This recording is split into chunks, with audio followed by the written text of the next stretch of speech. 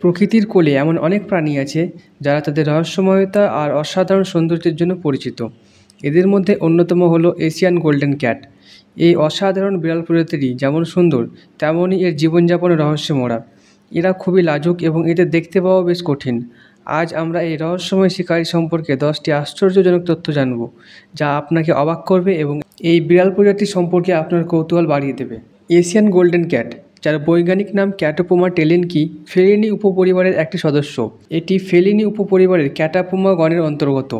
এই বিড়াল প্রজাতিটি তাদের উজ্জ্বল সোনালি থেকে শুরু করে গাঢ় বাদামি, লালচে এবং এমনকি ধূসর কালো রঙের জন্য পরিচিত। প্রতিটি রঙের বৈচিত্র্য এদেরকে একে অপরের থেকে স্বতন্ত্র করে তোলে।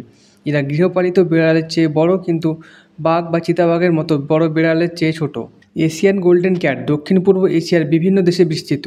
এদেরকে নেপাল, ভুটান, ভারত, চীন, Myanmar, Thailand, Malaysia, Indonesia, Vietnam এবং লাওসের ঘন ক্রান্তীয় ও উপক্রান্তীয় বনভূমিতে দেখা যায়। এরা মূলত পাহাড়ি ও ঘন অরণ্য পছন্দ করে, যা এদেরকে শিকার এবং লুকানোর জন্য উপযুক্ত আশ্রয় দেয়। বাংলাদেশেও একসময় এদের দেখা যেত বলে ধারণা করা হয়, যদিও বর্তমানে এদের অস্তিত্ব নিশ্চিত নয়। এশিয়ান গোল্ডেন ক্যাট বিভিন্ন রঙের পাওয়া যায়, যা অন্য কোনো বিড়াল প্রজাতির মধ্যে এত প্রকট নয়। এদের প্রধান রঙের ধারণগুলি হলো সোনালি বা লালচে বাদামি, ধূসর কালো, ধূসর এবং প্যাটার্নযুক্ত। এই বৈচিত্র্য এদেরকে বিভিন্ন পরিবেশে ছদ্মবেশ ধারণ করতে সাহায্য করে। একই মা বাবার বিভিন্ন রঙের শাবকও জন্ম নিতে পারে, যা সত্যিই আশ্চর্যজনক। এশিয়ান গোল্ডেন ক্যাট একটি নিপুণ শিকারী। এরা মূলত ছোট থেকে মাঝারি আকারের প্রাণী শিকার করে। এদের খাদ্য তালিকায় ইঁদুর, পাখি, কাঠবিড়ালি, ছোট হরিণ, বুনো শুকরের বাচ্চা এবং গিনিপিগও থাকতে পারে। এরা সুযোগ পেলে মুরগি বা ছাগলের মতো গৃহপালিত পশুও শিকার করে। এরা মূলত নিশাচর, অর্থাৎ রাতের বেলায় শিকার করে, তবে দিনের বেলায়ও এদেরকে সক্রিয় দেখা যায়। এরা গাছে চড়তে এবং জলে সাঁতার কাটতেও পারদর্শী, যা তাদের শিকারকে আরও সহজ করে তোলে। এশিয়ান গোল্ডেন ক্যাট অত্যন্ত লাজুক এবং একাকী বিচরণকারী প্রাণী। এরা নিজেদের একটি নির্দিষ্ট অঞ্চল তৈরি করে এবং সেই অঞ্চলে অন্য বিড়ালের প্রবেশ পছন্দ করে না। এরা নিজেদের এলাকার সীমা চিহ্নিত করতে গন্ধ এবং আঁচড়ের চিহ্ন ব্যবহার করে। এদেরকে খুব কমই মানুষের চোখে পড়ে, যার কারণে এদের সম্পর্কে অনেক তথ্যই এখনও অজানা। এরা সাধারণত নীরব থাকে, তবে যোগাযোগের জন্য বিভিন্ন ধরনের শব্দ ব্যবহার করে। এশিয়ান গোল্ডেন ক্যাট সারা বছর প্রজনন করতে পারে, তবে একটি নির্দিষ্ট ঋতুতে এর প্রবণতা বেশি দেখা যায়। গর্ভধারণের সময়কাল প্রায় 80 থেকে 90 দিন। একবারে 1 থেকে 3টি শাবক জন্মায়।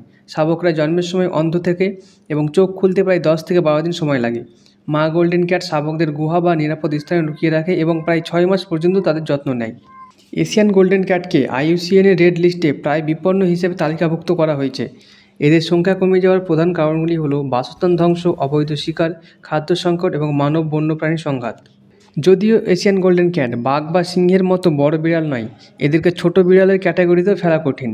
এদের আকার গৃহপালিত বিড়ালের চেয়ে প্রায় দ্বিগুণ, সাধারণত 90 থেকে 130 সেন্টিমিটার পর্যন্ত লম্বা হয় এবং ওজন 12 থেকে 16 কেজি পর্যন্ত হতে পারে। এদেরকে প্রায়শই মধ্যম আকারের বিড়াল হিসেবে উল্লেখ করা হয়, যা ছোট বিড়াল এবং বড় বিড়ালের মধ্যেকার একটি সেতু। এশিয়ান গোল্ডেন ক্যাটের চোখ বেশ বড় এবং সাধারণত সোনালি বা অ্যাম্বার রঙের হয়। এদের চোখের পিউপিল গোলাকার হয়, যা অন্য ছোট বিড়ালের মতো উলম্ব নয়। এই গোলাকার পিউপিল দিনের আলোতেও এদের চমৎকার দৃষ্টিশক্তি বজায় রাখতে সাহায্য করে। যদিও এরা নিশাচর, অন্ধকারে এদের চোখ উজ্জ্বল দেখায় এবং রহস্যময় চেহারাকে আরও বাড়িয়ে তোলে। এশিয়ান গোল্ডেন ক্যাটকে বাঁচাতে বিভিন্ন দেশ এবং আন্তর্জাতিক সংস্থাগুলি কাজ করছে। এদের বাসস্থান রক্ষা, অবৈধ শিকার বন্ধ করা এবং স্থানীয় সম্প্রদায়ের মধ্যে সচেতনতা বৃদ্ধি করা অত্যন্ত জরুরি। সুরক্ষিত বনাঞ্চল তৈরির জন্য বন্যপ্রাণী পাচার রোধে কঠোর আইন প্রয়োগ করার মাধ্যমে ভবিষ্যৎ সুরক্ষিত করা যায়। তবে এদের লাজুক প্রকৃতির কারণে গবেষণা এবং সংরক্ষণের কাজ বেশ চ্যালেঞ্জিং। ভিডিওটা ভালো লাগলে লাইক করবেন, কমেন্ট করবেন এবং শেয়ার করতে ভুলবেন না। আমাদের সঙ্গে থাকার জন্য ধন্যবাদ।